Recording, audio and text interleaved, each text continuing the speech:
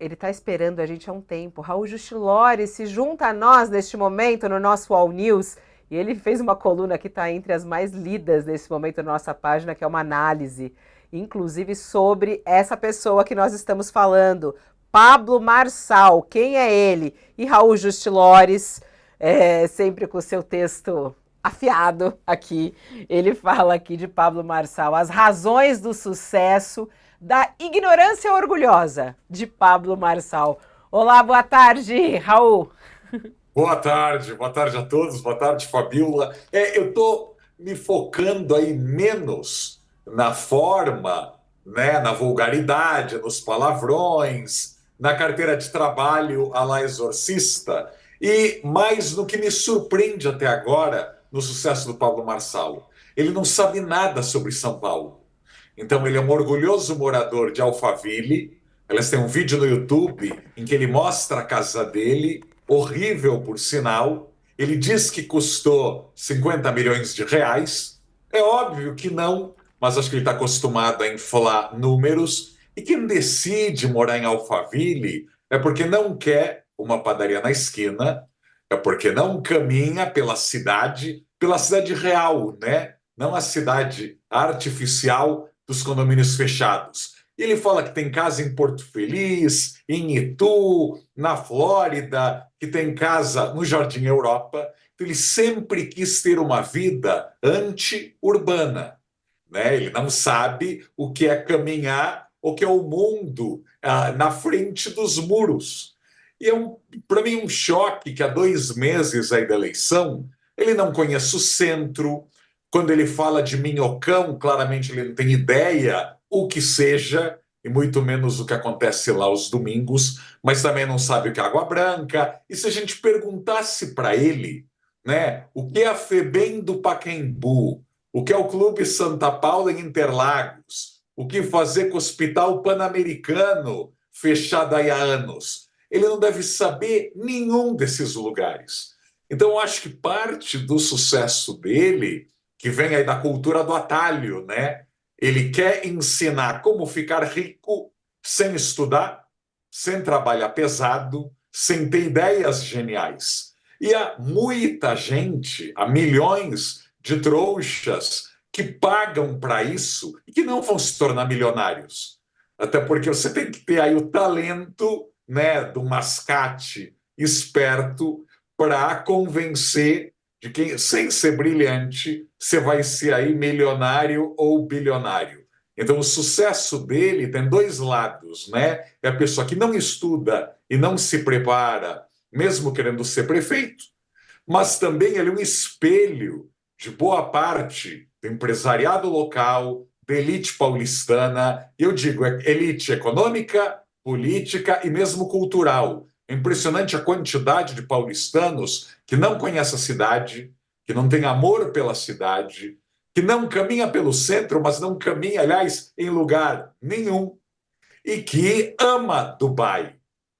Bom aqui frisar que uma das promessas de Pablo Marçal é construir um prédio de 1.000 metros de altura. Seria maior que Dubai. Aliás, ele é obcecado em Dubai e obcecado por Balneário Camboriú.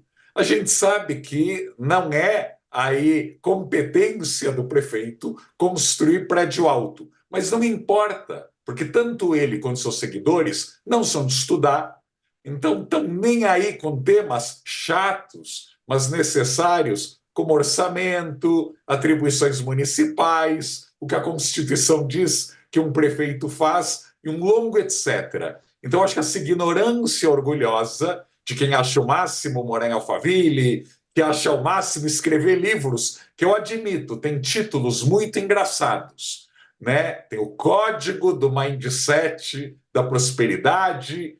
Ele escreveu também O Código do Milhão.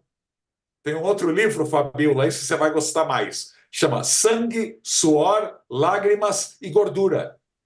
É tudo assim tão zorra total, tão cafona, que não dá para respeitar. A gente sabe, vivemos num país de baixa escolaridade, formal ou não, mas quem escreve, né, 12 livros em 2 anos, um livro novo a cada 2 meses, realmente não tem tempo para estudar. Isso é o que mais me choca no sucesso desse moço.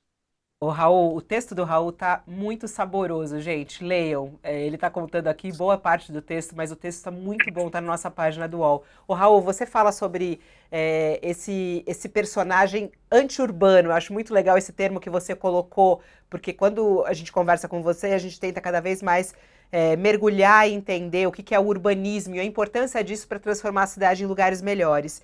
E aí você faz, no seu texto, uma comparação com o grande prefeito de Nova York, o Michael Bloomberg, né? E isso é muito interessante, porque ele, quando surgiu, falou: e um empresário, um bilionário que quer se tornar prefeito. São semelhantes? A diferença deles começa logo na sequência. Conta essa história pra gente. Qual é a diferença aí, pegando como exemplo, né, o prefeito de Nova York, que é um grande empresário e queria ser prefeito da cidade. Tem alguma comparação com Pablo Marçal? Olha, há várias comparações, Fabiola. Tanto no debate do Estadão quanto no debate da Band, o Pablo Marçal falou diversas vezes que ele sim é rico, que ele sabe que são milhões ou bilhões, que todos os outros candidatos são pobres. Então, estou trazendo aqui umas sandálias da humildade para o Pablo Marçal, vai doer, porque mesmo que os números da fortuna dele sejam reais, parece que ele infla os números. O Michael Bloomberg é 1000 vezes mais rico que Pablo Marçal. 1000. Ele tem uma fortuna aí de 110 bilhões de dólares. Mas o Michael Bloomberg, com todo esse dinheiro, muito antes de ser prefeito, ele doava fortunas para universidades, no plural. Aliás, o Cornell Tech, Johns Hopkins, medicina, vários centros de pesquisa, mas também já doou para teatros, para óperas, para bibliotecas, etc. Eu fiquei procurando o nome Pablo Marçal no conselho, né, do MASP, Pinacoteca, Cultura Artística, OSESP, algum hospital, alguma biblioteca de São Paulo, e não achei. Então, o cara que gastou aí 50 milhões na sua casa mal assombrada lá em Alphaville, ele não é ligado à filantropia. E o Bloomberg pode falar, né? Ele criou um terminal em 1981, que existe até hoje, que compartilha informações do mercado financeiro no mundo inteiro. Então, eu teria muitas dificuldades aí de dizer o que é o empreendedorismo do Pablo Marçal. Agora, Raul, falando de interesse em ser prefeito, o Bloomberg, um ano antes de entrar em campanha, ele procurou uma das maiores urbanistas de Nova York, a Amanda Burden, e falou: Amanda, eu quero ser prefeito, quais são as prioridades? E a Amanda desafia: olha, eu vou pegar um barco e te dar uma volta por todas as margens de Nova York e mostrar como essa cidade desperdiça e abandona justamente as suas margens. E Nova York tem perigo de alagar. E Nova York vai sofrer muito com a mudança climática. E o Michael Bloomberg, humildemente e com foco, começa a fazer passeios pela cidade com a Amanda Burden. Saber o que é o Bronx, saber o que é o sul do Brooklyn, saber o que é o Queens e etc. Então ele foi estudar um ano antes da campanha e se cercou dos melhores. Então o Bloomberg, ele várias vezes ia de metrô para a prefeitura de Nova York. Ou seja, ele podia ter 10 helicópteros.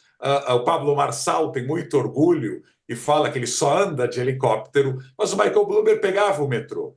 E o Michael Bloomberg mora num lugar, ao contrário de Alphaville e de um condomínio fechado, o Upper East Side de Nova York, que tem quitanda, tem manicure coreana, tem lojinha de indiano, tem vida na rua. Até porque não existe bairro estritamente residencial em Manhattan. Então, as diferenças dos dois, intelectuais, como empreendedores, mas especialmente como filantropos, não poderiam ser maiores.